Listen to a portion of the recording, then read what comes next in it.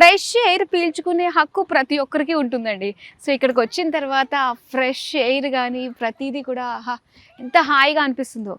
Wow, ఇక్కడ ఒక family కనిపిస్తున్నారు. సో చూద్దాం, వాళ్ళతో మాట్లాడదాము. అయితే తీసుకుని ఎన్ని మంత్స్ అవుతుందండి మీరు? 1 year 8 months అవుతుంది మేడం. ఓకే, సో అప్పటికి ఇప్పటికి డిఫరెన్స్ ఏం తెలిసింది మీకు? డెవలప్మెంట్ ఏమొచ్చింది? తర్వాత పార్క్స్, తర్వాత resort development, building construction. Before 1 year 8 months, after 1 year 8 months they will change madam. Okay okay, so difference అయితే ఉంది.